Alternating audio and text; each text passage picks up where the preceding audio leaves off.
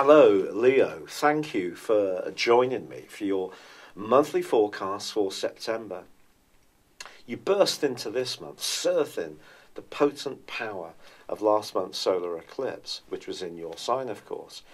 But it's not just that, it was forging a link to Uranus, which is all about taking risks, particularly in the ninth house and your sister fire sign of Aries, where Uranus is a much more random influence.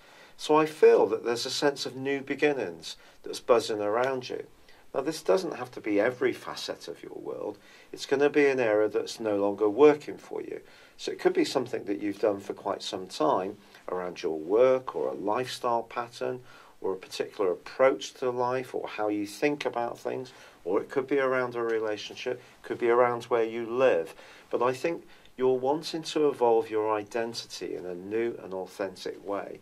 And as you enter this month, with both Mars and also Venus still in your zodiac sign, you can have plenty of energy initially on the face of it to try and do this. But the Sun moved last month into the sign of Virgo. And of course, Mercury has been tracking backwards and in your sign.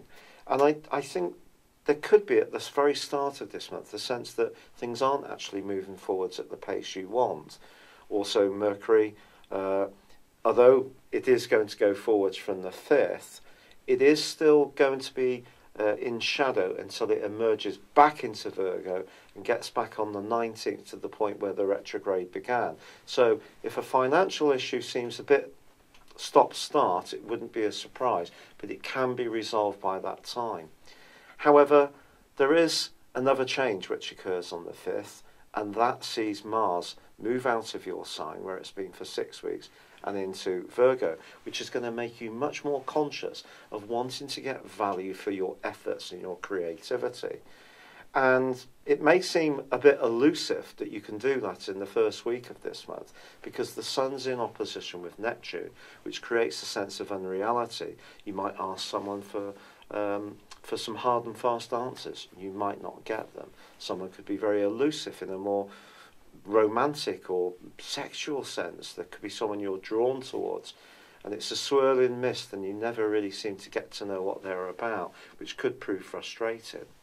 However, there is a full moon on the 6th, and this sees the moon alongside Neptune, and therefore it makes you, I feel, more conscious that we can't control every person we come into contact with. You may actually meet someone in the following couple of weeks who has a very different value system from yours, and that in itself may be difficult. But then there may be another part of this situation that actually makes you think about life in a different way and can be very helpful. Perhaps your value systems are due for a little bit of an update. And if you can see life in a bit more of a spiritual way, for example, and not be so dominated by the concerns about keeping it all together at a material level, or perhaps splashing out if you're better off. So this particular full moon could be challenging in some ways in terms of balancing the budget, but in other ways it can actually be very healing. And Mars moving into Virgo is going to be very reinforcing. Mercury going direct in your sign on the 5th will be great for you, and through to the 9th, along with Venus in your zodiac sign, this is giving you a chance to recast your identity in some way. And certainly, if you are wanting to meet somebody new, having Venus with you through to the 20th, I don't think there's going to be a lack of admirers. It's just working out what you really want or who they really are could be perhaps the trickier part of it. Now, on the 10th, Mercury goes back into Virgo, where it is, of course, the ruling ruling planet, and that's going to help in some ways to just crystallise your thinking a little bit more in a clear-cut way. Although Neptune is still there, potentially causing some mischief, especially in the last week of the month. What I will say to you is that on the 21st, Venus moves into Virgo, which can be brilliant, and this can coincide with some kind of improvement in your financial situation. You might actually be really cheerful and chuffed about what happens, whether it's a small windfall or something more significant. You can just feel more positive about what's coming.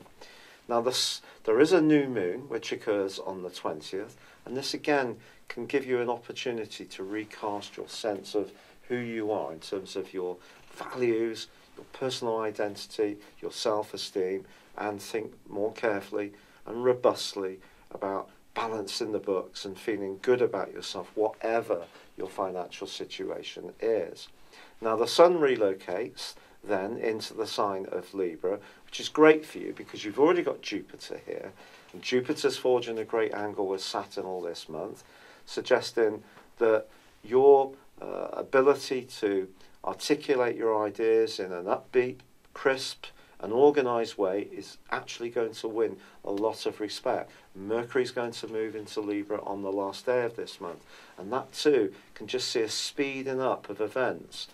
But I think Mars is going to be forging a fantastic link to Pluto, so if you're really serious about rescheduling your world in a significant, substantive way, extra money can come to you, or a greater sense of feeling in touch in an earthy way with who you are, and valuing your life as it is. And all of this is going to be very good because it can all bind in to the creativity, the imagination, and the passion, and no little charisma that came from that stunning solar eclipse late last month. By the end of this month, it is true that Venus and Mars side by side, was a very sexy position, very sultry, but they are in opposition with Neptune. Again, there could be a little bit of confusion, temptation around your love life. It certainly won't be dull. But as this month comes to a close, I feel the pace is ramping up in a very positive way for you. And the transitions of this month really are taking your personal hopes, your identity, transforming it into something more solid, feeling better about yourself, and then going out and communicating more as the month draws to a close. It's been a real pleasure being with you. Thank you for joining me. Good luck, and goodbye for now. Hello, thank you so much for watching my video.